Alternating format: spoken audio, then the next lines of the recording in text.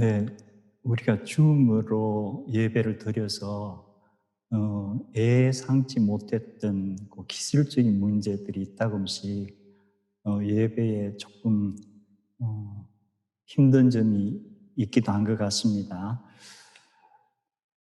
오늘 함께 나누고자 하는 말씀, 제가 제목을 초막과 믿음과 기도 이렇게 세 가지로 잡았습니다. 초막과 믿음과 기도. 제가 먼저 초막과 관계해서 레위기 23장의 몇 부분을 봉독합니다. 여호와께서 모세에게 말씀하여 이르시되 이스라엘 자손에게 말하여 이르라. 일곱째 달 15 날은 초막절이니 여호와를 위하여 이레 동안 지킬 것이라. 너희는 매년 이레 동안 여호와께 이 절기를 지킬지니 너희 대대의 영원한 규례라. 너희는 이레 동안 초막에 거주하되 이스라엘에서 난 자는 다 초막에 거주할지니라. 이는 내가 이스라엘 자손을 애굽 땅에서 인도하여 내던 때에 초막에 거주하게 한 줄을 너희로 대대로 알게 함이니라. 나는 너희의 하나님 여호와이니라. 모세는 이와 같이 여호와의 절기를 이스라엘 자손에게 공포하였더라.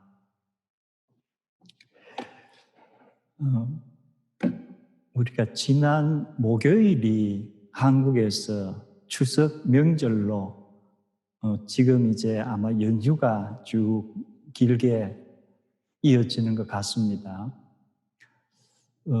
저는 이 미국 땅을 밟은 지가 40여 년이 지금 넘어서 그리고 또 그 중에 부모님께서 소천도 하신 지가 오래됐고 해서 추석 명절에 어떤 그 연결고리를 잃어버렸다고 할까?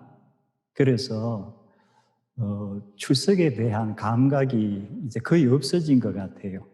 올해도 몇몇 교우님들이 추석 인사 연락을 하셔가지고 지금 추석인가 보다 하고 깨닫게 됐습니다. 그리고 한국은 이제 목요일이 추석이었고 지난 금요일이 개천절이었습니까? 그리고 이제 이번 주 중에 또 금요일은 한글날이고 그래서 추석과 개천절과 한글날 어떻게 보면 참 민족 국가로서 무언가 이렇게 생각을 하게 하는 그러한 절기가 쭉 연결된 것 같습니다. 방금 제가 읽었던 레위기 23장의 전반부에는 봄철의 절기들 그리고 후반부에는 가을철의 새 절기들. 그래서 저희가 3주째 지금 첫 번째는 로시 하샤나라고 하는 나팔절 일종의 새해죠. 그리고 지난 주일에 우리가 대속죄일 욤키푸어 그리고 이제 지난 금요일, 토요일에 걸쳐서 초막절이 시작이 됐어요. 그래서 이번 주일은 저희가 어떻게 보면은 이스라엘 사람들이 지키는 초막절에 지금 들어가 있습니다. 방금 제가 읽었던 레위기 3장의 본문은 초막절에 관계되는 말씀입니다. 그런데 초막절을 왜 지키라고 하셨을까? 레위기 23장에 한 가지 이유가 밝혀져 있죠. 너희들이 광야에서 초막에서 지냈던 것을 기억하고 기념하라고 하나님께서 명령하신 것. 그래서 초막절이구나.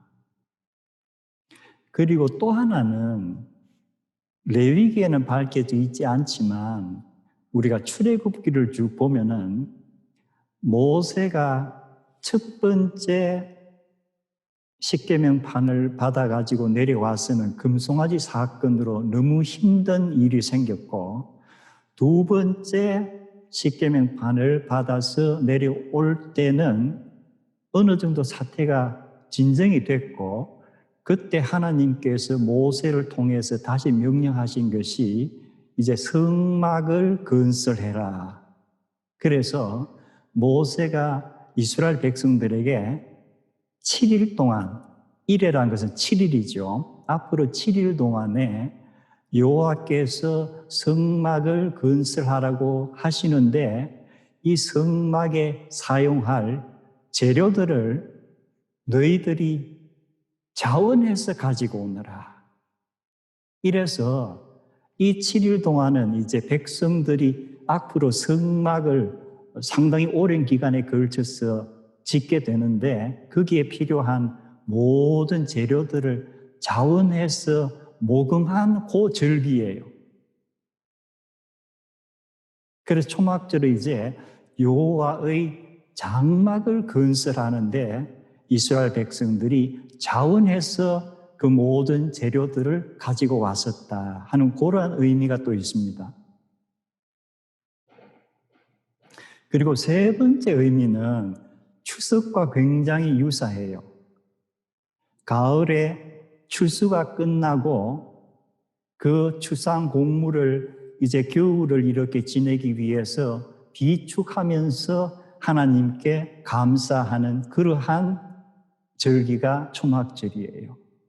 그런데 요 세 번째 것은 광야에 있는 동안은 아니겠죠. 거기서는 농사를 지을 그런 환경이 아니니까. 그래서 하나님께서 초막절에 대한 명령을 레위기에 주셨는데, 즉 광야에 있을 때 주셨는데 이 초막절이 점점점 이스라엘 백성이 사는 환경에 따라서 조금 더 이 범위가 넓혀지는 거예요. 그래서 가나안 땅에 들어가서 정착을 하고 생활하면서부터는 하나님께서 미리 말씀하신 대로 그때부터는 추수를 기념하고 감사하는 의미에서 초막절을 또 드리게 됐다. 그래서 레위기에서는 광야에서 그 당시에 초막에서 거주하기 때문에 기념해라 하시지만 그 이후에 가나안 땅에 들어가면서는 이것이 하나씩 초막절의 의미가 조금씩 더 넓어졌다는 것을 우리가 알 수 있습니다. 그래서 아마 지금 이스라엘이라든가 또는 이스라엘 사람들이 지금 세계 곳곳에 오히려 이스라엘의 본토에 사는 사람보다는 세계 곳곳에 흩어져 있는 사람 수가 더 많은 것으로 통계가 나오고 있는데 여러 곳에서 이 초막절을 지킬 거예요. 왜냐하면은 하나님의 명령에 따라서 이 초막절 일회 동안에는 밖에 나무 가지 같은 것으로 초막을 짓고 그 안에서 식사를 하고 어떤 사람들은 또 그 안에서 7일 동안은 이렇게 잠을 자고 숙식을 하는 그러한 거예요. 그런데 우리가 이스라엘 백성들의 전 세계로 흩어진 그 역사를 쭉 따라가 보면은 광야에서라든가 예수님 당시에는 사람들이 많지 않았고 이 빈터들이 많을 거니까 초막 같은 거 짓는 게 크게 어렵지 않았을 것인데 이스라엘 백성들이 이제 전 세계적으로 그 흩어져 나가면서 중세 유럽 같은 데는 주로 상업을 했었죠. 그럼 상가를 이렇게 형성하고 거기에 주택을 갖고 있었다면은 밖에 초막을 건설할 그런 어떤 공터 같은 게 없었을 가능성이 많아요. 그렇다면은 초막을 지어라 했는데 어떻게 지었을 것인가? 만약 우리가 그 당시 이스라엘 사람들의 입장이었으면은 말씀을 지켜야 되는데 이 공터가 없는데 이걸 어디다 지어야 되지? 생각을 하게 되겠죠. 그런데 우리가 여러 가지 그 판화를 그린 거거나 아니면 그림 같은 걸 보면은 이 중세 시대의 이스라엘 사람들이 공터가 없는 곳에서 어떻게 초막을 지었는가 알 수가 있어요. 자기가 살고 있는 집 안에 한 방이라든가 일정한 공간을 정해서 그 천정에 나무 가지들을, 버드나무 가지라든가 이런 가지들을 쭉 해가지고 초막처럼 만들어서 거기서 일주일 동안 가족들이 함께 식사하고 이렇게 잠을 자고 하는 거예요. 그래서 이스라엘 사람들에게 이 초막절이란 그 명절이 참으로 귀한 거구나. 그래서 이제 지난 금요일부터 이번 주 금요일까지 스콧하는 것이 초막이라는 의미예요. 태버네클 또는 하츠 또는 부스 이런 표현으로.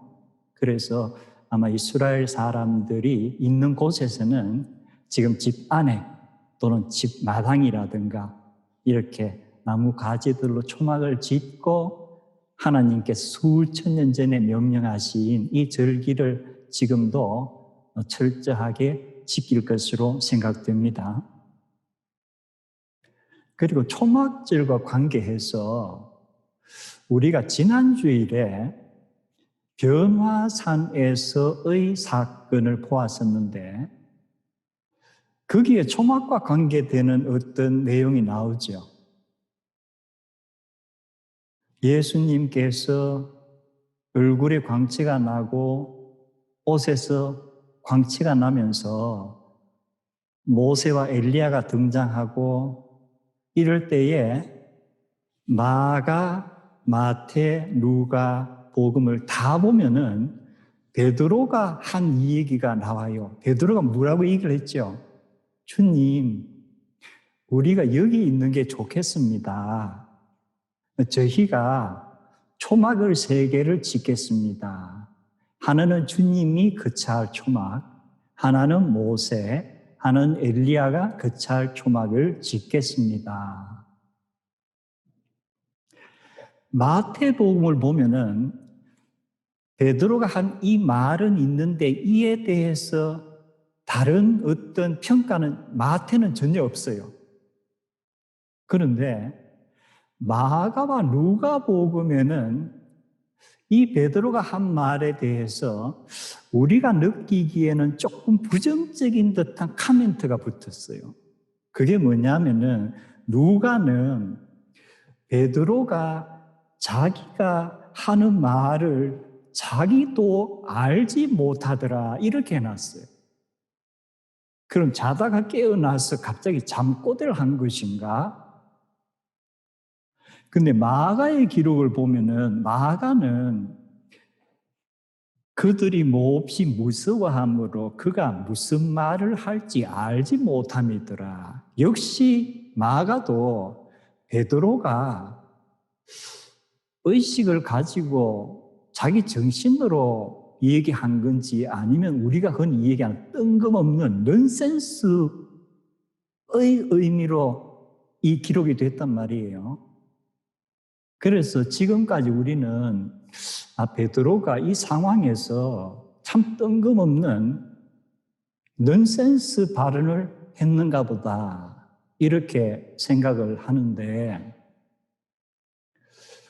우리가 베드로라는 인물을 성경에서 보면은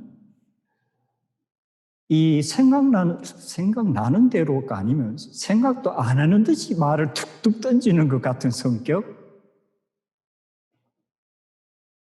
그래서 우리가 베드로의 이런 성격에 대해서 어느 정도 이렇게 인포메이션이 있으면은 이것도 그렇게 그냥 묻어가는 것 같아요. 그런데 베드로를 변호하고자 하는 게 아니고 베드로가 왜 이런 말을 했을까? 첫 번째, 변화산에서 예수님이 변형된 그 시기하고 초막절이 어떤 관계가 있나? 아니면 초막절 중간에 일어났나? 아니면 전후인가? 하는 퀘스천을 우리가 한번 해볼 수 있는데, 여기에 대해서는 성경도 언급이 없고 성경학자들도 전혀 이에 대해서 언급이 없는 거 보면은 이것은 아마 아닌 것 같아요. 그런데 두 번째로 초막절이라는 것은 아까 제가 앞에 세 가지 대체로 이런 이유다 설명을 했는데, 그 이후에 그 유대 사람들 사이에서는 랍비들이라든가 이런 사람들이 여러 가지 해석들을 하면서 이 말씀에 대해서 좀 풍요롭게 해석들을 하는데, 그 해석에 보면은 성경에 여호와의 날이라는 The Day of the Lord라는 표현이 이따금씩 나와요. 주님의 때. 그리고 이 신약 성경에도 주님의 때란 표현은 예수님도 언급하시고 이따금씩 나오는 표현입니다. 그 주님의 때란 것이 결국 하나님께서 이 세상을 심판하시면서 동시에 무엇가 이어지는 거예요. 하나님의 통치가 이어지고, 그리고 이제 평화의 시대가 온다 하는 이것이 주님의 날이라는 거예요. 그런데 이 주님의 날과 메시아의 도래가 역시 연결이 되어 있어요. 그래서 이제 주님의 날이 오면은 메시아가 오실 것이고, 메시아가 오시면은 심판을 하면서 동시에 회복을 시키시고, 그리고 소위 말하는 The Age of Shalom의 시대가 온다. 그런데 이 시대가 오는 시기가 초막절이다 하는 것이 랍비들이 쭉 해왔던 설명이에요. 그리고 우리가 가지고 있는 이 성경에 구약의 거의 마지막 부분쯤 가면은 스가랴스라고 예언서가 나와요. 소선지자 중에. 스가랴스에는 초막절과 관계해서 전 세계가 초막절을 지키는 그러한 예언이 나와요. 그렇다면은 우리들의 지금까지 생각과는 달리 만약에 베드로가 이러한 주님의 날에 대해서 무언가 알고 있었다면, 그리고 변화산에서 예수님께서 변형되시고 모세와 엘리야가 등장하는 것을 보면서 자기 나름대로 이게 정말 주님의 날인가 보다, 이렇게 만약에 베드로가 나름대로 연결을 시켰다면은 이 베드로의 초막셋을 짓겠습니다 하는 이 발언은 전혀 엉뚱한 발언은 아니에요.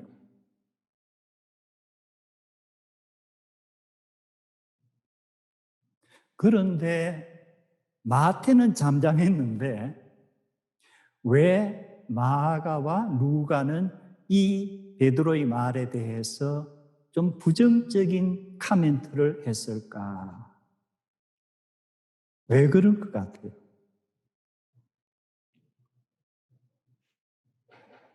역시 전후 맥락이 중요한데, 이 변화산 사건 바로 앞에 베드로의 고백이 나왔죠. 주는 그리스도시요 살아계신 하나님의 아들이십니다.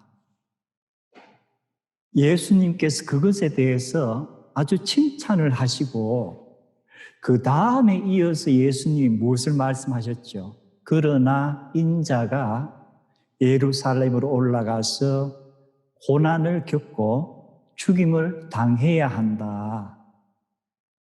이때 베드로가 딱 나서면서 뭐라 그러죠? 절대 그런 말씀하지 마십시오. 그럴 수가 없습니다.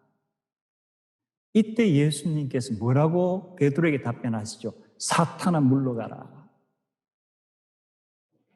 너가 하나님의 일을 생각하지 아니하고 사람의 일을 생각하는구나.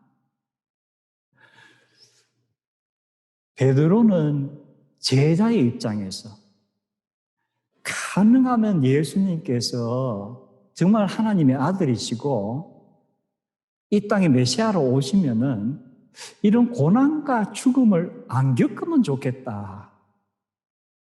그리고 하나님께서도 혹시 그게 하나님의 일이 아니실까? 아니면 그렇게 우리가 간구하면 안 들어주실까? 하는 생각을 했을 가능성이 분명히 있어요. 그런데 예수님께서는 그것을 대단히 나무라시는 거예요. 그렇다면 변화산에 와서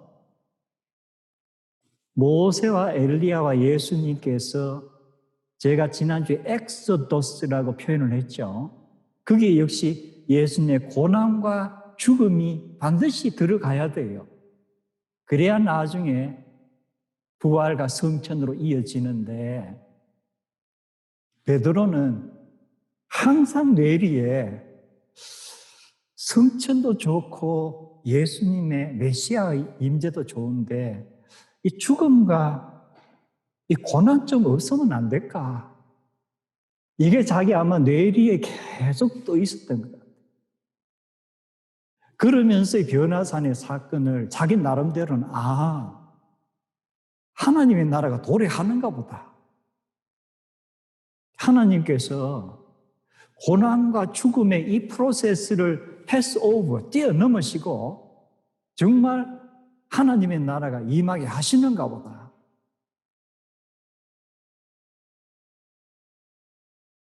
여기에 대해서 마가와 루가는 베드로의 충정이라든가 베드로가 참 간절히 원하는 것은 이해하지만 지금까지 맥락으로 봐서 베드로의 말이 맞지가 않다.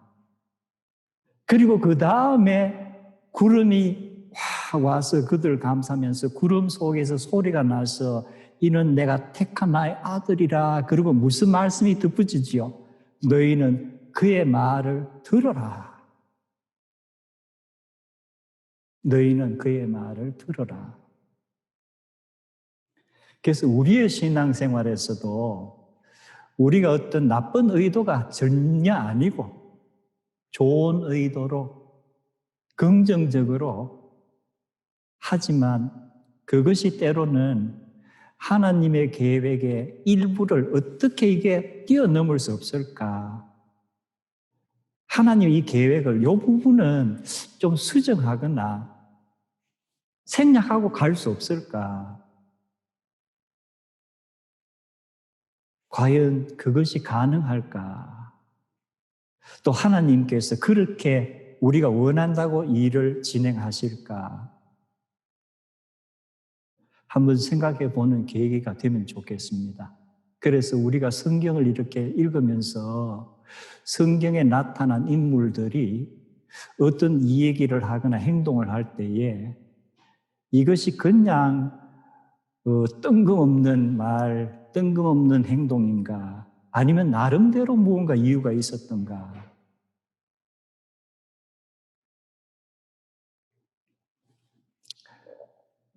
시간이 많이 됐죠. 지난주에는 우리가 변화산 위에서 일어났던 사건을 보았고, 이제 오늘 제가 나누고자 하는 말씀이 변화산 아래에서의 사건입니다. 그래서 제가 마가복음 9장 14절부터 이에 그들이 제자들에게 와서 보니 큰 무리가 그들을 둘러싸고 서기관들이 그들과 더불어 변론하고 있더라. 온 무리가 곧 예수를 보고 매우 놀라며 달려와 문안하거늘 예수께서 물으시되 너희가 무엇을 그들과 변론하느냐? 무리 중에 하나가 대답하되 선생님 말 못하게 귀신 들린 내 아들을 선생님께 데려왔나이다. 귀신이 어디서든지 그를 잡으면 거꾸러져 거품을 흘리며 이를 갈며 그리고 파리에 지는지라. 내가 선생님의 제자들에게 내쫓아 달라 하였으나 그들이 능히 하지 못하더이다. 대답하여 이르시되 믿음이 없는 세대여 내가 얼마나 너희와 함께 있으며 얼마나 너희에게 참으리요 그를 내게로 데려오라 하시매. 제가 이 줌을 통해서 지금 예배 드리는 이 시간 전에 예배부의 몇몇 성도님들과 그 모임에서 나눈 강해 설교에서는 이 부분을 아주 세밀하게 강해를 했습니다. 그런데 그 강의 길이가 한 1시간 8분가량 돼요. 그래서 지금 그 얘기를 도저히 할 수가 없어서 그 중에서 꼭 필요한 몇몇 띠만 제가 좀 질문 형식으로 나누고 그 질문에 대해서 우리 교우님들이 한번 생각해 보시고 거기에 대해서 조금 더 디테일한 답을 또한 알아보고 싶다 하시면은 우리 예배부 형제님들과 제가 나눈 강해 설교가 유튜브에 매주 올려지고 있습니다. 그래서 그걸 참고해 보시면 될 겁니다. 보통 화가들이 중세에 그린 이 변화산의 성화를 보면은 대체로 변화산에서 예수님이 변형되시는 그것만 잡아서 그린 그림들이 대부분이었어요. 그런데 라파엘이라고 하는 중세의 아주 이름난 화가가 이 위의 사건만 아니고 방금 제가 읽었던 아래의 사건을 한 그림에 담아서 어떻게 보면은 지금까지 그렸던 그림이나 개념을 완전히 바꾼 거예요. 한꺼번에 담은 거. 왜 이런 발상을 하게 됐지? 하나의 퀘스천이고, 제가 그 그림에 대해서 자세한 설명은 우리 예배부와 나누었으니까 나중에 참고로 하시고요.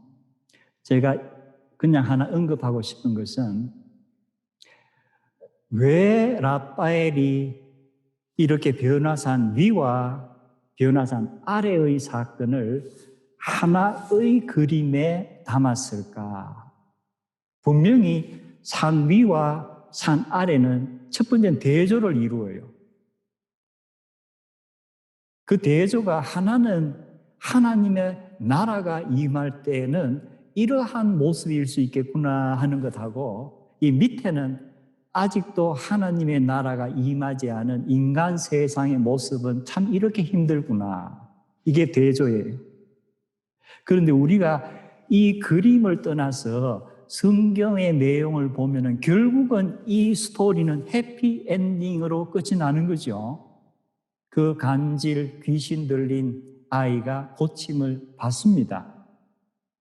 그렇다면은 라파엘이 의도했던 것은 하나님의 나라가 임할 때의 이러한 영광의 모습과 현재 우리가 살고 있는 이 땅의 어려움이 이렇게 대조가 되지만 결국은 하나님의 나라가 임해서 성경이 궁극적으로 말하는 것은 뭐예요? 이 세상의 모든 고통이 치유가 되고 혼돈스러웠던 것이 다시금 질서를 회복한다는 그런 메시지예요. 제가 또 하나 관심을 가진 것이 라파엘이란 이름이에요. 라파엘로라고 이탈리아로 되어 있는데 라파엘 하는 것을 히브리어로 써보면은 놀라운 것이 나타나요. 그게 뭐냐면은 라파라는 단어예요. 그리고 엘이라는 단어, 라파엘. 우리가 출애굽기 15장을 보면은 이스라엘 백성이 홍해를 일단 건넜고 이제 너무나 기쁘게 그 순간을 찬양하고 춤을 추면서 즐겼고 그리고 행군을 다시 시작하는데 얼마 가지 않아서 물을 찾지 못하는 거예요. 그래서 광야에서 물이 없으니까 너무 힘들어하는데 어느 곳에서 물을 발견했는데 그 물이 어땠다? 너무 써서 마시지를 못했다. 그래서 물이 쓰다는 것이 히브리어로 마라예요. 그곳의 이름이 마라라고 붙였고, 그런데 모세가 하나님께 간구하자 하나님께서 어떻게? 나무 하나를 가리키시면서 그 나무를 물에 집어넣어라. 그래서 모세가 그 나무를 물에 집어넣으니까 그 물이 달게 되었더라. 그런데 그 다음에 설명 나오는 절이 치료하시는 하나님이다 하는 여러 속성 중에 한 속성과 하나님의 이름이 등장을 해요. 히브리어 원어 그대로 보면은 야훼 라파예요. 그런데 야훼 하는 것은 엘이라는 하나님으로도 번역이 가능하죠. 여호와 하나님 할 때에 야훼 엘로힘 이렇게. 그래서 라파엘 하는 이름은 뭐예요? 너를 치료하는 하나님이라는 뜻이 라파엘이에요. 그래서 이 화가가 자기가 생애 마지막으로 그린 완성하지 못하고 세상을 떠나게 된 이 예수님의 Transfiguration of Christ가 결국은 뭐예요? 우리를 치료하시고 우리의 잘못된 것을 다시 회복시키시는 하나님이다 하는 이 이름과 이 변화산 위와 아래의 사건은 이렇게 맞물려 갈 수 있는 그런 내용이에요.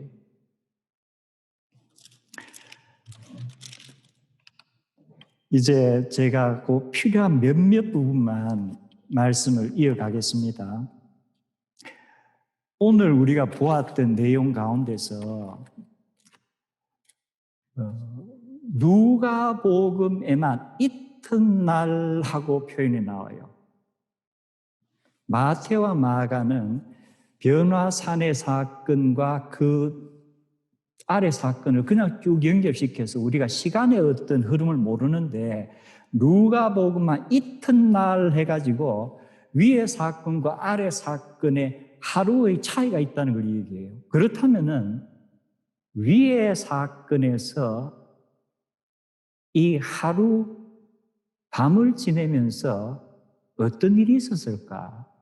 변화산의 사건이 우리가 생각하지 않았는데 시간상으로 낮에 일어났던가 저녁에 일어났던가 밤에 일어났던가 아니면 해가 뜨기 직전에 일어났던가 이 위에서의 사건에 대해서 우리가 좀 더 깊이 있게 한번 생각해 볼 수 있는 게 이튿날 하는 바로 이 인포메이션이에요. 누가만이 그것을 기록을 했어요. 그리고 서기관들과 제자들이 변론하고 있었다 하고 마가복음에서는 기록이 되어 있는데 마태와 누가는 그런 언급은 없습니다. 그렇다면은 마가복음에서 서기관들과 예수님과의 관계가 어땠을까에 대해서 마가가 가지는 특별한 어떤 인사이트를 우리가 한번 볼 수 있는 거예요. 그래서 마가복음 전체에서 서기관들과 예수님 간의 관계가 어떠하길래 유독 마가만 서기관들이 산밑에 있었다고 그리고 제자들과 논쟁하고 있었다고 기록을 했을까? 그리고 마가복음을 보면은 무리들이 예수님께서 산에서 내려오시자 놀라워하며 뛰어와서 문안을 했다. 그런데 뛰어와서 문안한 것은 관계가 없는데 이 놀랐다는 표현이 너무 반가워서 놀랍다는 것인가? 아니면 정말 좀 두렵다는 의미인가? 어떤 영어본에는 대체로 영어본은 amazed라고 되어 있습니다. 그건 뭔가 좀 반가움 그런 쪽이 더 많은데 어떤 역본에는 astonished and afraid라고 번역을 했습니다. 그러면 예수님께서 산에서 내려오셨을 때 어떤 모습이었던가 아니면 어떤 분위기였기에 어떤 번역은 amazed라고 하고 어떤 번역은 astonished and afraid라고 했을까? 역시 우리가 생각해 볼 여지가 있는 질문을 던져줍니다. 그리고 예수님께서 제가 읽었던 말씀 가운데서 믿음이 없는 세대여, 내가 얼마나 너희와 함께 있으며 얼마나 너희에게 참으리요. 믿음이 없는 세대란 것이 어떤 특정 대상이 없이 말씀하시는 것인가? 아니면은 지금 산 밑에 모여 있는 그룹이 몇 그룹이 되죠?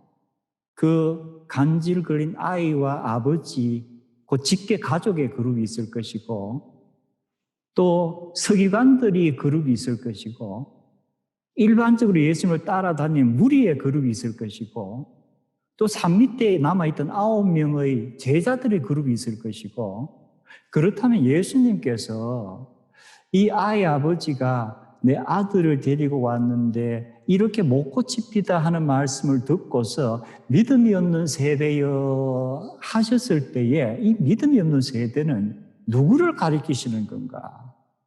아이 아버지를 얘기하나? 서기관들을 얘기하나? 제자들을 얘기하는 것인가? 무리를 얘기하는 것인가? 아니면은 전체적인 의미인가? 역시 우리가 한번 생각해 볼 그러한 주제입니다.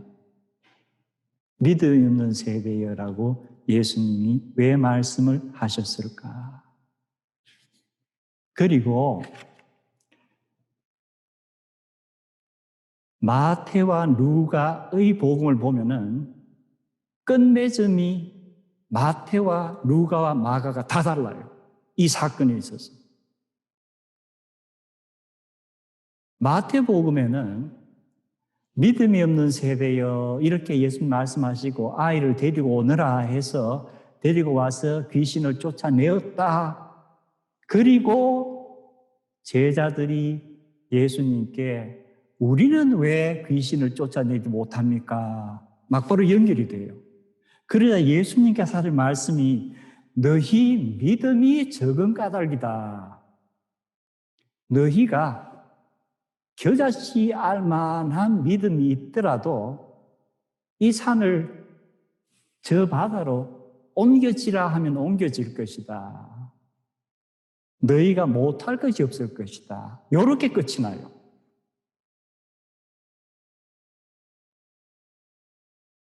그럼 마태복음에서 이 변화산 아래서의 사건이 마무리되면서 예수님이 강조하시는 것은 믿음이에요. 그래서 특별히 제자들에게 너희가 믿음이 있어야 된다. 그런데 누가의 끝은 아주 간단해요. 사람들이 다 하나님의 위엄에 놀라더라.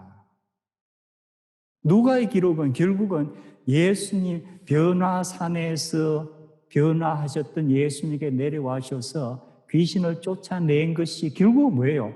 하나님의 위엄과 능력을 나타내어서 모든 사람들이 놀라더라. 이렇게 하나님의 능력에 초점을 맞췄어요. 그런데 마가만 유독 오늘 마태와 루가가 언급하지 않은 몇몇 굉장히 성경학자들에게는 큰 연구 대상이 되는 말씀을 하시는 거예요. 그것이 뭐냐면은 아이를 데리고 오라 해서 데리고 왔는데 예수님께서 물으시죠. 이 아이가 이런 정세가 언제부터 나타났느냐? 그러자 아버지가 어릴 때부터 그렇습니다. 그리고 귀신이 이 아이를 너무너무 괴롭힙니다. 그러니 무엇을 하실 수 있거든 우리를 불쌍히 여기사 도와주옵소서. If you can do anything.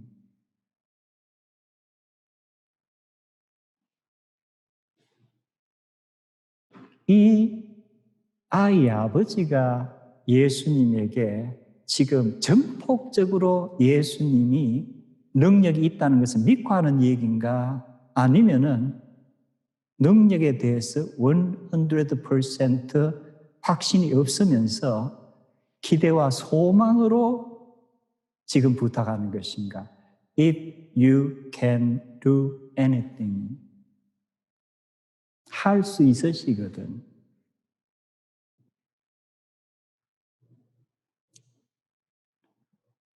그러자 예수님께서 할 수 있거든이 무슨 말이냐? 믿는 자에게는 능치 못할 일이 없느니라. 이 부분이에요. 할 수 있거든이 무슨 말이냐? 우리말로 그렇게 번역이 되어 있는데 이 번역이 정말 정확한 번역일까? 헬라어 원문을 보면은 영어로 옮기기에도 우리말로 옮기기에도 이 난해한 그러한 어떤 각 언어가 갖고 있는 특유한 감이 있죠. 이 부분을 영어로 번역해 보면은 너라는 정관사를 붙이고 if you can으로 예수님 말씀하세요. 정관사를 붙였다는 것은 이것을 하나의 명사처럼 만드신 거예요. 그래서 제가 그냥 쉽게 설명을 하면은 아이의 아버지가 예수님에게 주님 하실 수 있는 능력이 있으시면 고쳐주시옵소서 하셨을 때 예수님께서 그에 대한 대답이 나무래시거나 이런 게 아니고 if you can 할 수 있다, 할 수 있거든 이라고 너가 얘기하는구나. 믿는 자에게는 능치 못한 일이 없으리라. 그렇다면은 이 아이의 아버지가 예수님에게 if you can do 할 때는 뭐예요? 고칠 수 있는 능력이 있으면. 그런데 예수님께서 이 아버지의 말에 if you can을 그대로 인용해서 아버지에게 다시 던지는 것이 뭐예요? 너가 할 수 있다면 무엇을? 너가 믿을 수 있다면 믿는 자에게는 모든 것이 가능하리라. 지금 이 치유의 어떤 면에서 열쇠는 누가 갖고 있는 거예요? 예수님은 능력도 있으시고 예수님 고쳐주실 의지도 있으신데 결국은 뭐예요? If you can. 너가 나에게 능력을 묻는데 내가 너에게 말하고 싶은 것은 너가 믿을 수 있느냐?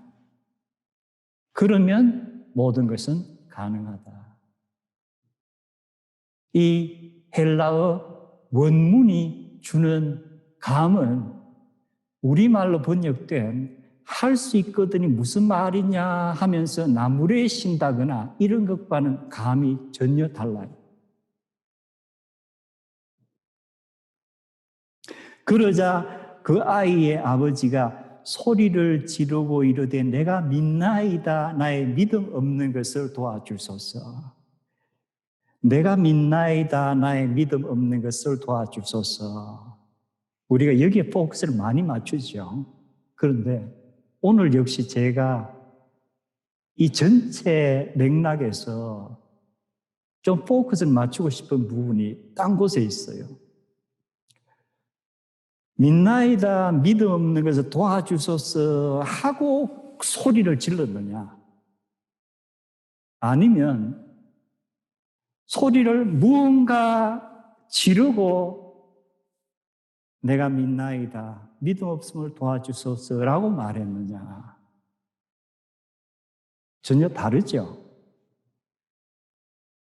헬라어 번역은 이쪽도 가능하고 이쪽도 가능한데 제가 택하는 번역은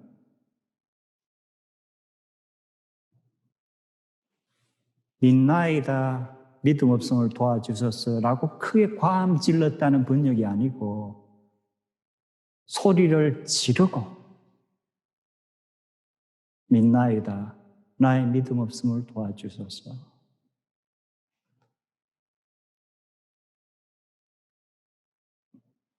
자, 믿음의 정의가 무엇인가? 이제 말씀을 맺습니다.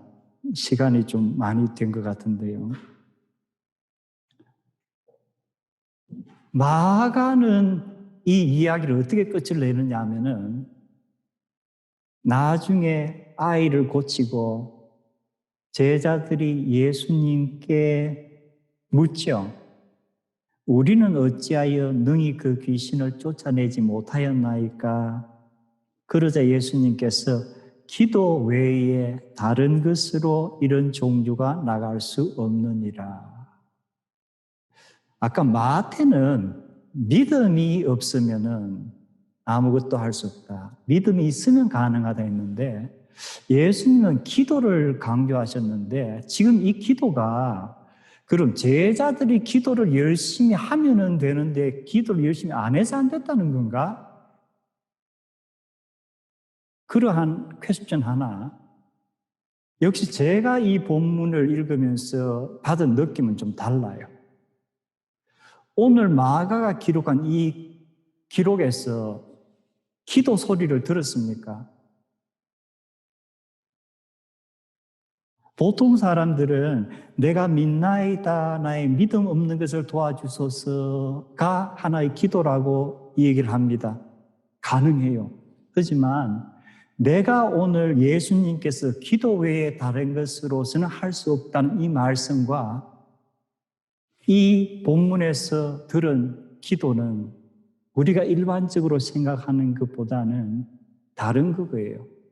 제가 들은 기도는 아이의 아버지가 소리를 지르고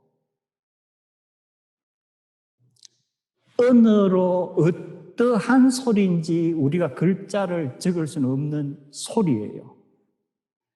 아버지의 절규일 수도 있고 애절한 간구일 수도 있고 지금까지 이 아이를 보면서 겪었던 너무나도 깊은 어떤 신음일 수도 있고 과연 가능할까 하는 탄식일 수도 있고 제가 볼 때는 그 아이의 아버지 indistinguishable, inarticulate crying out가 저에게는 다가오는 기도예요. 그러자 이에 대해서 제가 이 느낌이 뜬금없는 느낌이 아닌가 보다 하는 것이 바로 로마 교회에 보낸 바울 사도의 서신에 나옵니다. 이와 같이 성령께서 우리의 연약함을 도우시나니 우리가 마땅히 무엇이라 기도해야 할 바를 알지 못할 때에 성령께서 말로 다 표현할 수 없는 깊은 탄식으로 우리를 위하여 친히 간구해 주십니다. 성령께서 하나님의 뜻을 따라 성도를 위하여 대신하여 하나님께 간구하십니다. 이 아이의 아버지의 그 절규, 탄식, 그것이 성령님께서 이 아버지를 통해서 하시는 기도의 소리가 아니었을까?